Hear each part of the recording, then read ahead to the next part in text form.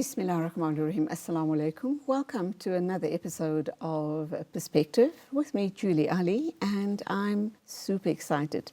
Well, I'm always excited when I meet amazing people. I have an amazing woman in the studio with me. She is Anthea Thyssen Ambursley. She wears so many different hats. I don't even know where to start introducing this amazing woman to you and to talk about her life's journey, her awakening, and what she sees for the people of Africa, particularly in South Africa. She hails from Oudtshoorn, but she has traveled the world and she brings much experience to us here in South Africa and very especially to the show this morning. We are going to be talking about the environment because she's very passionate about the environment and she's touched many lives with her work as far as the environment is concerned. But she's also an author, she's a poetess, and she is so much more. She immigrated to the UK, spent a couple of years there, but she had this deep yearning and calling to come back to Africa, come back to South Africa and start making a meaningful change to the African youth of the country and the continent. And she has an amazing project and it is called African Child, Your Time Is Now. African Child, Your Time Is Now. Morning, welcome to the program. Good morning. How are you? Great to have you on the show. Okay. Even better to have you here. And, you know, I spoke about you wearing so very many hats and you're involved in so very many different initiatives. Do we start with the environment, your passion for the environment? And in my introduction, I spoke about you hailing from Oudtshoorn. So it's a small town and surrounded by vast farmlands. What was your growing years like and how has it impacted on the woman sitting here in front of me? Okay, so I will start with Oudtshoorn because that was recorded in my identity document, as we will call it. But what happened is my childhood stems from Bokoha valleys in the Langkloof area, and that is the apple world of the country where most of the most beautiful apples get exported. So I grew up in Bokoha valleys and in Haarlem. Very small town, and my parents were farmers. So I was born on the soil, connect with the soil, was fed by the soil, connected to the soil from a very young age. And as my parents were farmers, I could see how they created their wealth in all seasons. And that was my awakening as a child, to know that I can look at any religion, but for me, I grew up with the Bible in Genesis. You know, the earth was created, and I experienced all of that as a child because I live on a farm. And the farm and Oudtshoorn, where I moved between, was the cleanest towns until I moved to the city for greener pastures. And the pastures weren't that green, were they? Not at all. They were hard concrete buildings. And at 20, I got myself on a bus and got to Pretoria. And here I was in a big city where I felt that I was lost because I sensed that people were so disconnected from themselves. And that for me was an awakening that people from the city and people from the town, from the small towns or from the villages are two different breeds of people. So you came to the city, big cities with big buildings, concrete buildings, lots of grey around you. You must have missed the farmlands, the smell of the soil.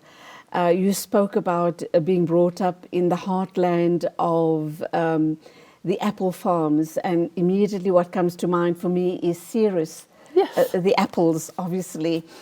And you missed all of that, the smell of the soil, the smell of the fresh harvests, and eating from the soil, directly from the soil, nothing into deep freezers or anything.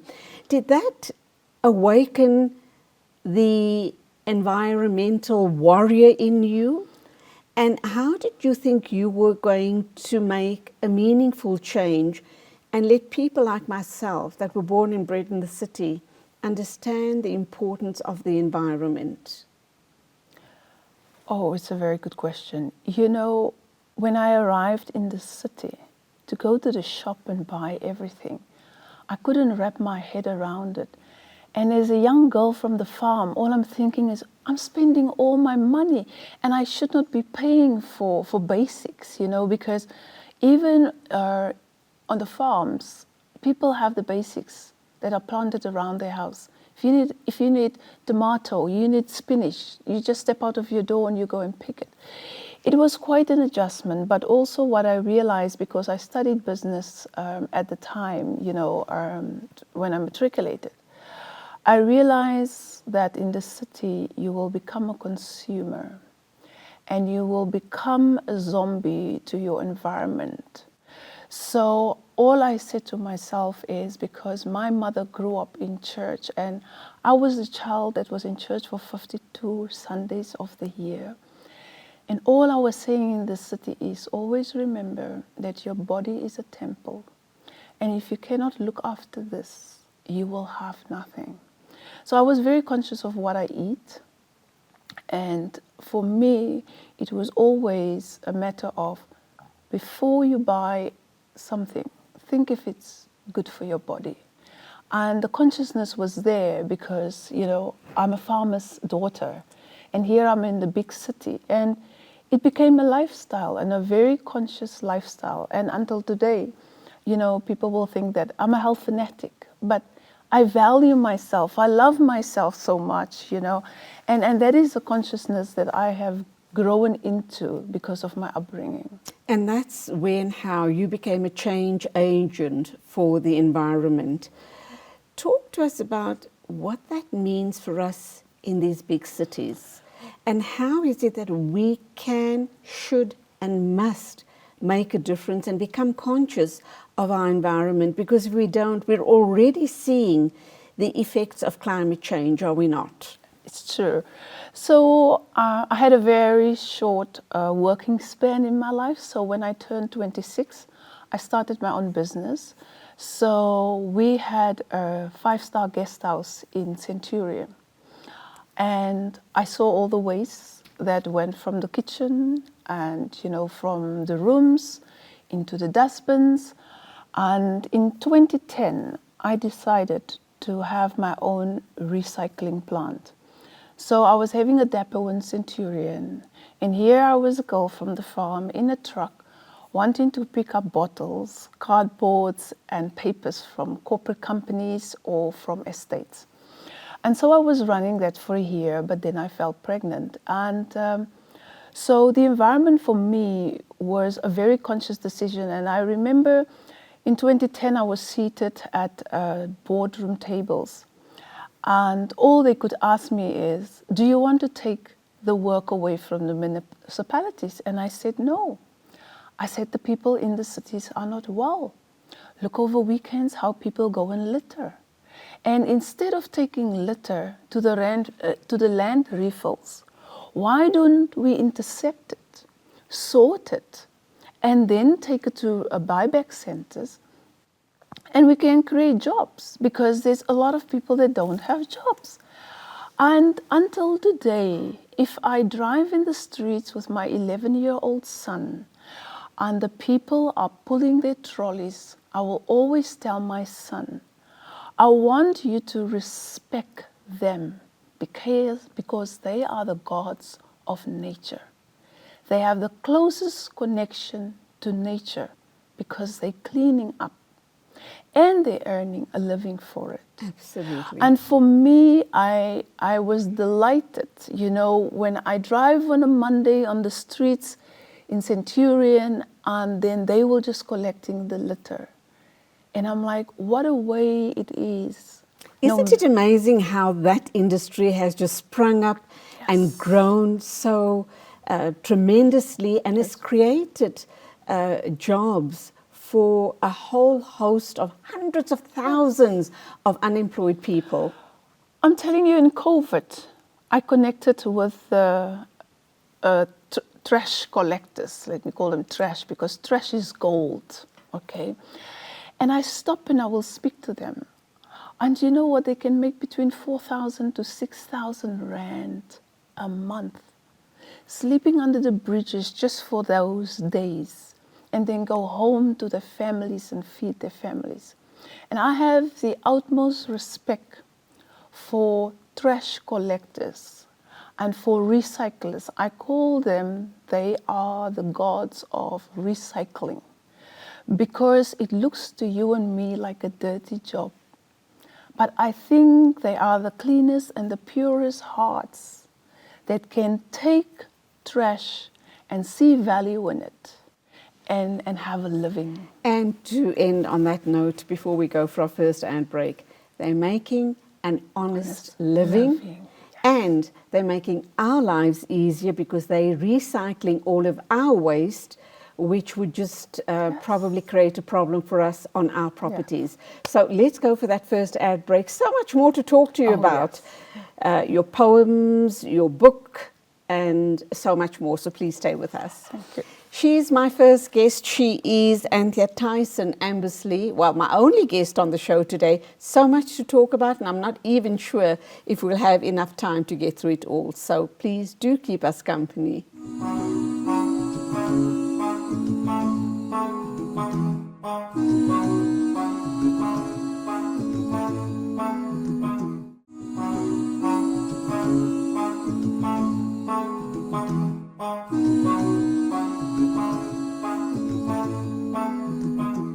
Welcome back. My guest is Anthea Thyssen Ambursley. I needed to get that right.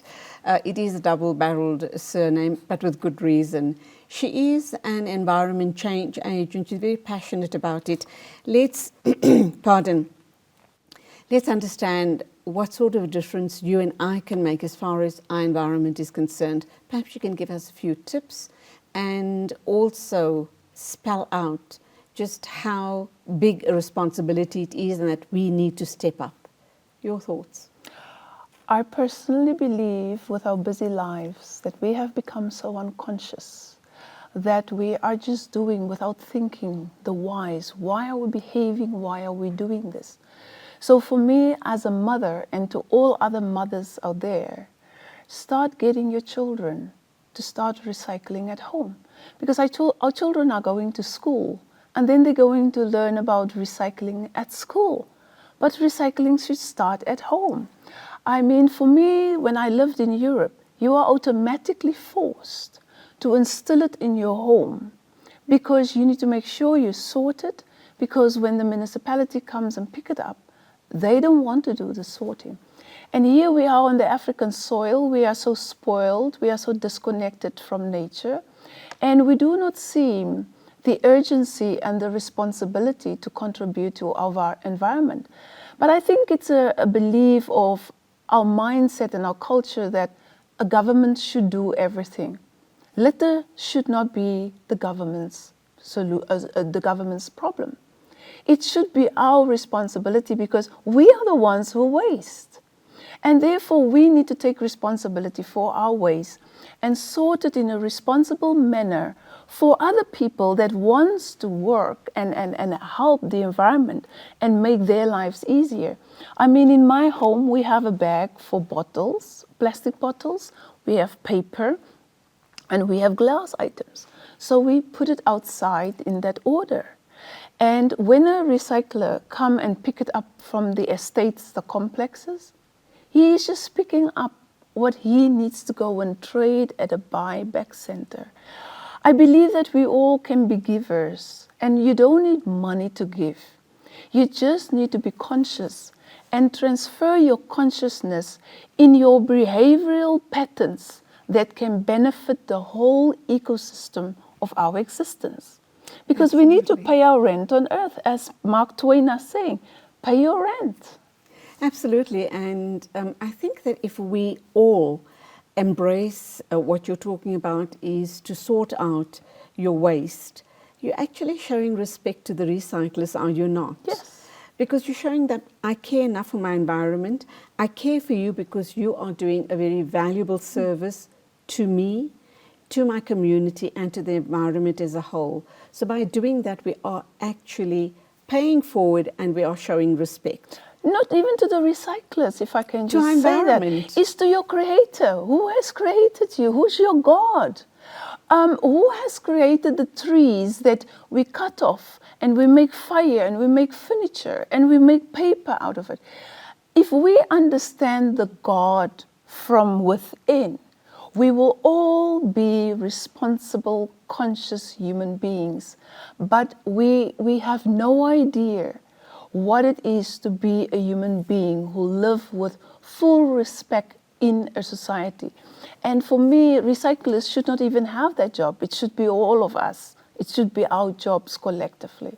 Well, I'd like to think that at least we are giving some unemployed Yes. people the opportunity It is to true. work and to earn a living, Yes. given that we have a very high unemployment rate in our country. Yes.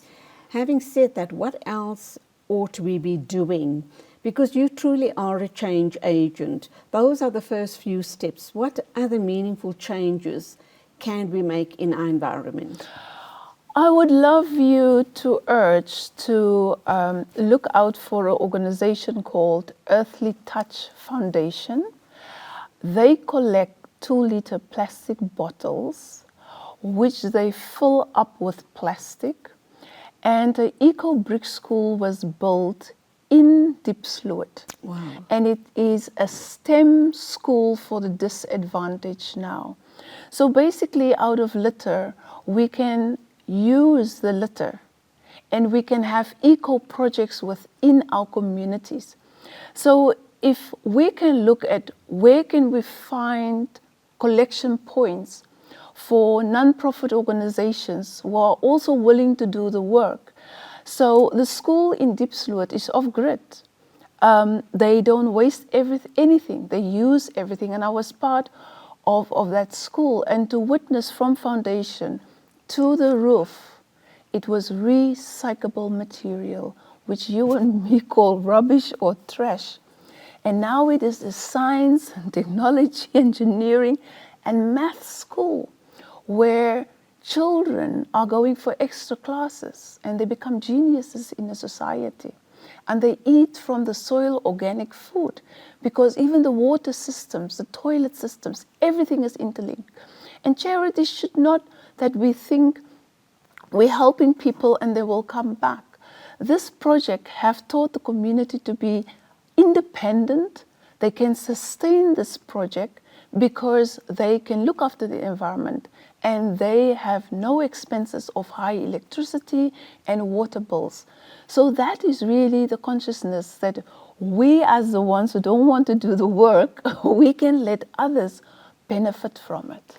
Absolutely. So a lot of, you spoke about townhouses and Yes. people living, on their own properties, for example, without taking away from the recyclers, because you want them to still continue earning a living. Yes. How else can we make a difference apart from sorting out all the trash? Yes. What else ought we be doing to make a difference?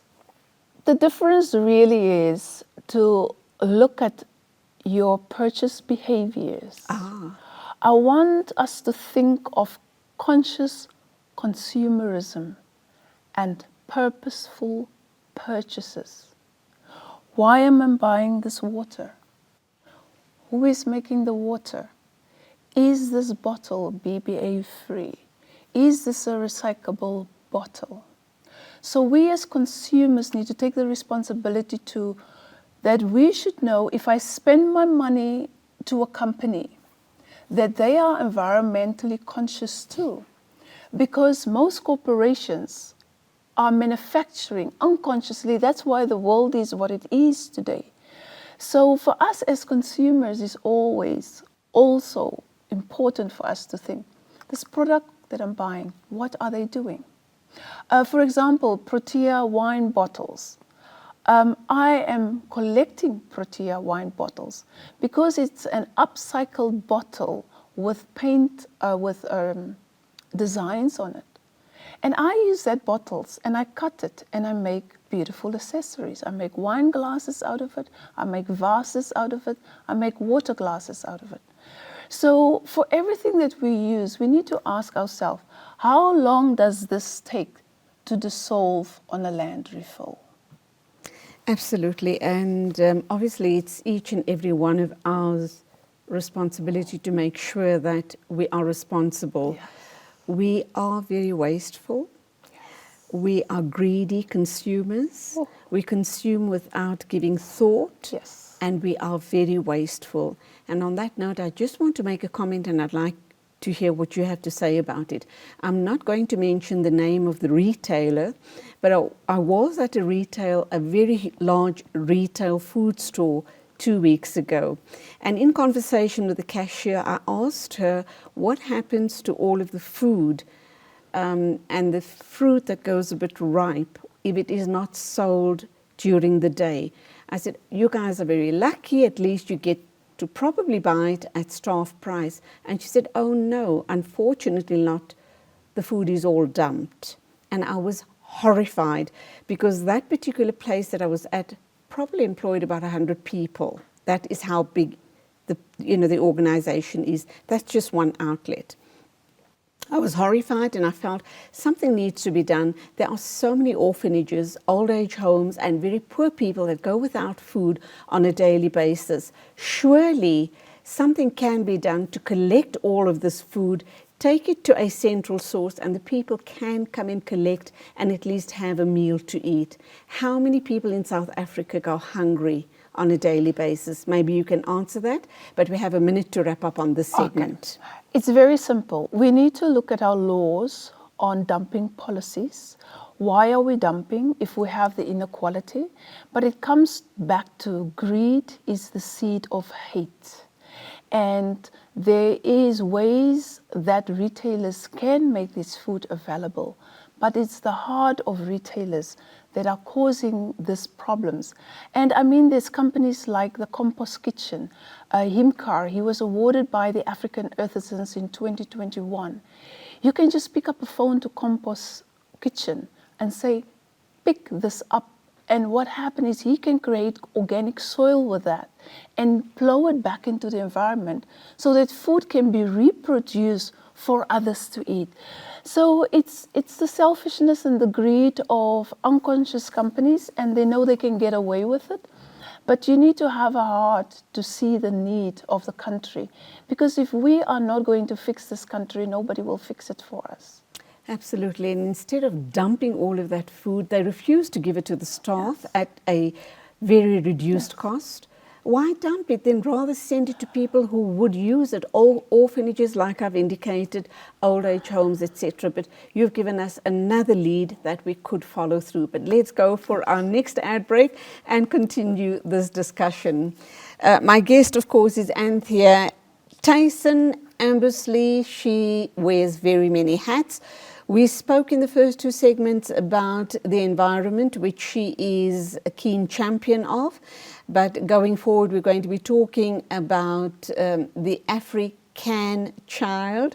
We're going to talk books, we're going to talk poetry, and much, much more.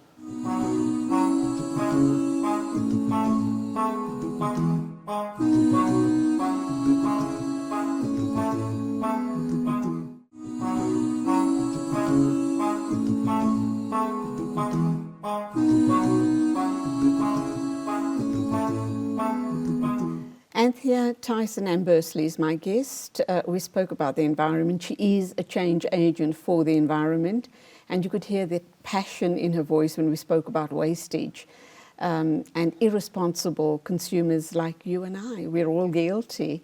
But now let's talk about the African authors and the awards that are upcoming shortly, and why she is so passionate about it. Why exactly, Anthea? Well, when I wrote my first book, it was a very thin book, and it was just me writing about my entrepreneurial journey over a period of time. And I just collated 13 lessons of my entrepreneurial journey to share with others. And so when I wanted to publish it and I was approaching self-publishing companies, I realized, but it's a very expensive exercise. So in 2016, I self-published my own book, and it was called Nothing is Impossible. Wow. 13 lessons that I've learned on my entrepreneurial journey. And it was just me telling the honest truth that business is not as easy as we think it is. Because we go to university, we study one part of business. But when you get into the real world, there is a part of that they haven't explained to us.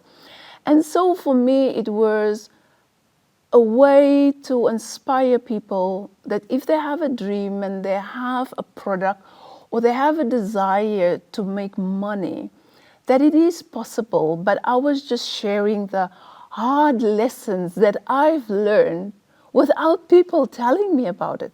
And so that was me selling 1,000 books in community halls across the country from my car boot. Ooh. And out of 1,000 books, a year after, I was able to make a good sum of money out of coaching and mentoring, because people were phoning me and asked me, can you please coach me and help me to take my business to the next level? And I realized that school teaches one system.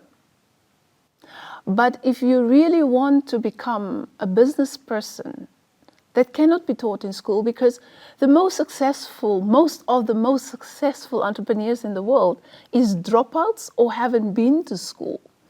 And those entrepreneurs have a different mindset from entrepreneurs that went through school and did MBAs and all of this. They do business differently. And for me, that was really a way to say that I was rejected by publishing houses. How many others, authors, they just want to pen their stories, are going through what I have been through? And so in 2017, when I came back to South Africa, I said to myself, the first thing that I'm going to do is, because I decided I'm going to serve on my birthday, which is the 31st of July. I share a birthday month with Mandela, and he is my legend. And I said to myself, he has served us for 27 years, so I'm going to serve on my birthday. And I launched the first African Authors Honorary Awards on my birthday, 31st of July, 2018. And I realized to pen your stories bring hope, and it inspires, it teaches, it guides, it gives others courage. And 94 came and we didn't go through the proper healing that the country needed. And I think that writing was one way to heal, because if I read of your pain, I heal. And that is how the African Authors Honorary Awards was birthed. And how many years is it running now? This is the 7th year. I've honored 717 authors. Wow. In 27 countries. Whom do you collaborate with? Because it sounds like a huge task. You do need people to support you through this process. How does it work? I'm surrounded by people that can see my vision. I have never advertised on radios and newspapers. I'm begging people to submit their books. People found me in the 7 years. And this year we will be so honored to celebrate the 7th year of the African Authors Honorary Awards at the Nelson Mandela Square at the Sandton Library. And I'm honoring 67 authors for my 67 minutes on my birthday. Let's talk about how you decide who the authors are that needs to be awarded or honored. Does that mean you've got to read all of their books? Yes. Or how does it work? Because Yes. you're going to have a lot of time on your hands to go through all of those Well, books. last year I have 160 authors last year, and I read 160 books. The only books that I don't read is the multi-languages, which I forward to people that can read it and for them to tell me the stories. I have been trained to speed read, so I can read 3 books in a week. I mean, sometimes I can look at a book, and if I like it, if there's 6 chapters, I can do 4 at a time. So I don't run it as a competition, because that is not what writing is all about, where people should vote. You cannot vote for someone's book if you haven't read it. I mean, really, you can't do such things. So what I do is, people refer people to me. I read their books, and I would love to have a hard copy as due diligence that it was actually written. Because, you know, people can say they have written something, and then you just nominate them. So basically, my platform is really for people that wants to change the African narrative. So is it as simple as me getting in touch with you, telling you Yes. that I'm a child of Africa, I have a story to tell, and I have written a book, can I forward it on to you? You then read the book, speed read it or whatever, and you then nominate me and I get awarded. What does that do for me as an author and for my book? It is positioning you on a different level. We live in a country, and we're 30 years into democracy, and the competitiveness of an environment is what they've trained us in school. You must be first or second or third, or you must have achieved something before others will take note of you.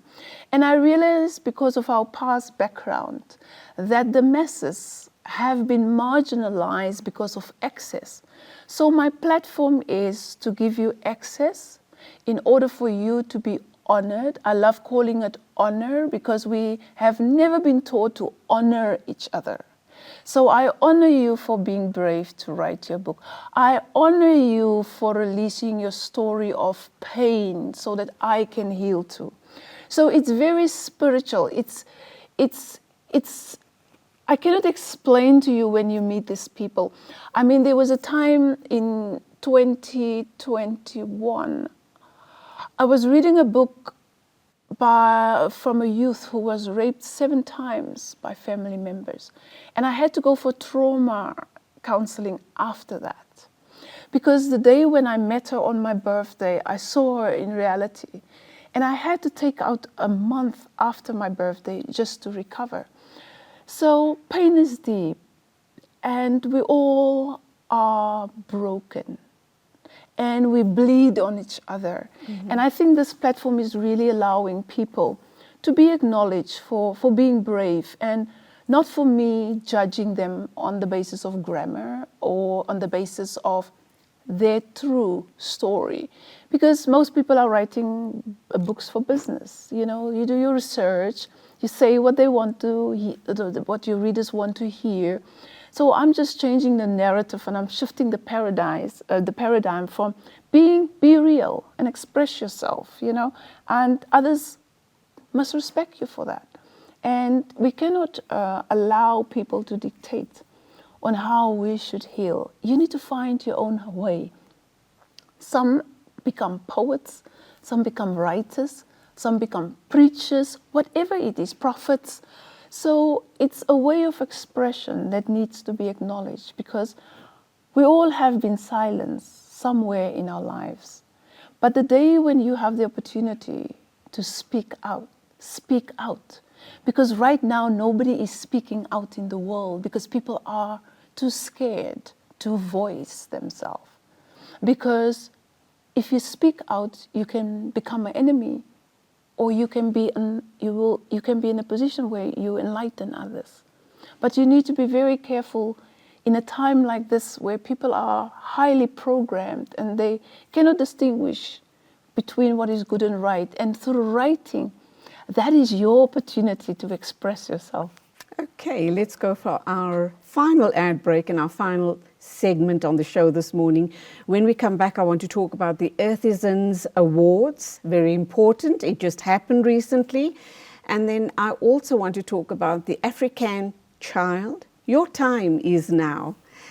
So, yes, we still have about 12 minutes to wrap up on the show. Let's go for an ad break. And when we come back, we're going to continue our discussion with this amazing woman who has so much of energy and so much of passion for the world around her.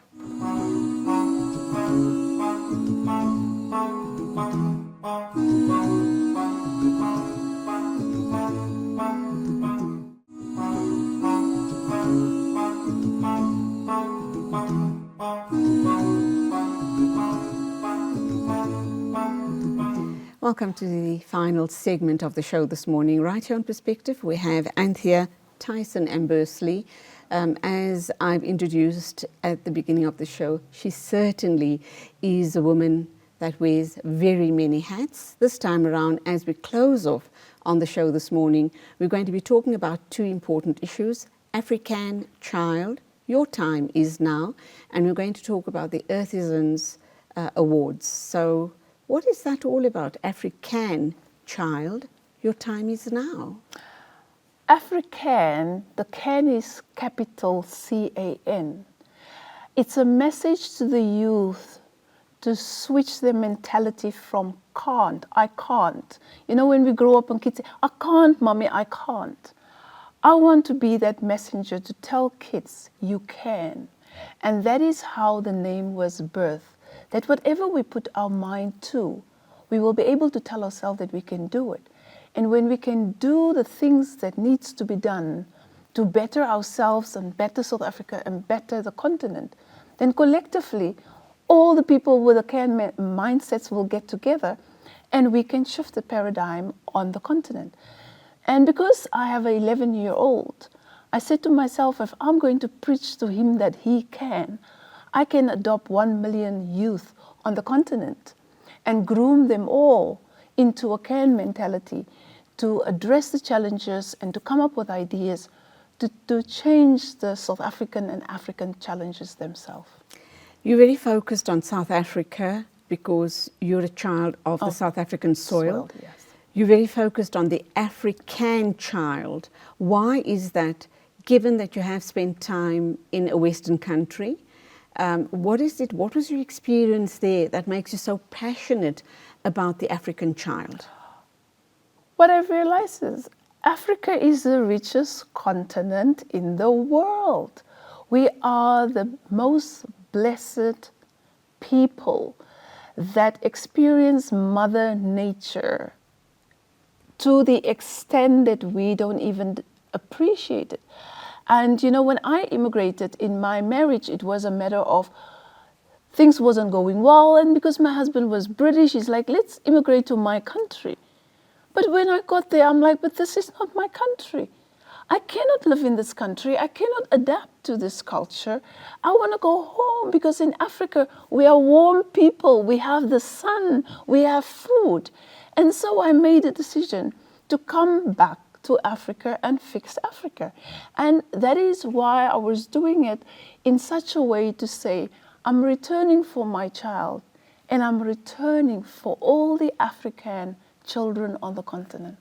How many Antheas in the world do we need to make that meaningful change? Because if we have only one of you with that mindset, it's going to be a long, hard task. Not anymore, because when I started off on this conscious journey, I asked myself one day, but Anthea, how will you reach 1 million children? And Feed a Mind TV network was birthed out of that because I realized through digital access, I will be able to tap into all the countries on the continent. Through the African Authors Awards, I'm in 27 countries. Julie, basically, I need to tap into another 27 countries. So if you follow your calling and your purpose, everything comes. Everybody, they don't need to be a lot of Antheas. There can just be somebody that have benefited from Anthea and take that feeling and go and transfer it and do it to somebody else. It's a duplication of kindness and caring. And if we can care more, others will care, and it's a ripple effect. And that is what we need right now is we need more love, we need caring. That should be our messages to eradicate poverty and inequality in South Africa and on the continent. Let's talk about the Earthizens Honours Awards, and where and how do you fit into all of that? I know you're a change agent for the environment. Is there a tie-in with those two concepts? Yes, so everything I do tie in with how do you change a whole ecosystem on a continent. I'm dealing with literature, I'm dealing with the environment, I'm dealing with healing. So I celebrate the African Earthizens on the 22nd of April, which is World Earth Day every year. And what I do on that day is I honor people that are taking trash and products from the land refills and turn it into accessories and recycle it. And this year, my aim is to set up the first Earthizens Eco Hub in Johannesburg as a pilot, where we will be able to have creative artists that can come and take this bottle and make earrings for us, and come and help us to take this bottle and cut it and plant seedlings in it and get the children to paint on it and create art on it. And for me, that is the start of how we just need to find ways to show people how things can get done. Because when people see things, they will start believing it and they will start doing it. So you had one recently in April of this year. Yes. How many people did you actually award or honor I at the time? awarded 10. Sorry, and what were, talk about 2 or 3 of those that were awarded. What stood out for you in the work that they, presented? My favorite that stood out for me was Claudine Nover. She's an artist and she's using recyclable paper. And what she does is she draws shacks on it and stick off-cut materials on it and newspapers and resemble makukus or shacks. And right now... What does she do with it once she's done with that? It's artwork that gets sold off. Yes, she framed it, she put it in a gallery. And because I love her spirit, because she said she is amazed of how many people in this country 30 years down the line is still living in shacks. But when you look at these people, no matter their circumstances, they are happy and they have to survive. And actually what I'm doing right now is she's cutting 67 Corex boards to draw the shacks on it. And on the 13th of July, I'm going to invite the public to come and help us to finish those 67 eco art pieces. And on Mandela Day, the 18th of July, for 67 minutes, we're going to auction off those pieces. And then we're going to share the money with communities where we can take these upcycled creative projects to. Wow. Any others that come to mind that truly caught your attention, that you felt this person needs to be honored and awarded? Oh, there was a mother empress. She creates indigenous African snacks, which is baobab snacks. It is dried fruits, and she packaged it for the children for school lunches. A conscious mother that has 4 children, unschooled children, and she's feeding a family from the soil, and she's trying to educate other parents to do the same. It's phenomenal. And for me, the beauty of it is that she's pleading to parents, you cannot bring somebody in the world and destroy them with the sugary foods out there. So the consciousness of a young mother, I think she's in her 30s, it brings tears to your eyes to realize if you are connected to earth. A children has never been to hospital. She has 4 children in the age of 30 and haven't given birth in a hospital. And for me, it is an affirmation that where we as Africans are coming from, we connected with the soil, we connected with nature, and we were able to be connected to our intuition. And we would have been and could have still been the gods to be connective. And would have been the most healthiest people in the world, the happiest people right now. But we allow foods to trigger our emotions and allow ourselves, to gain weight and become ill. And we need to go back to self-love. That's all we need to do.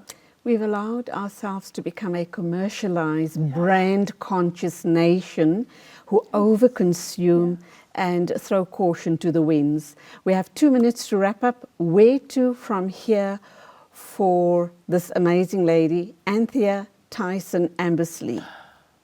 My message to the world is get rid of your TVs and go and sit under the tree and listen to the birds and go to the river and listen to the water and start reading and start writing and start traveling and see things through the eyes of beauty, and everything will change all around the world.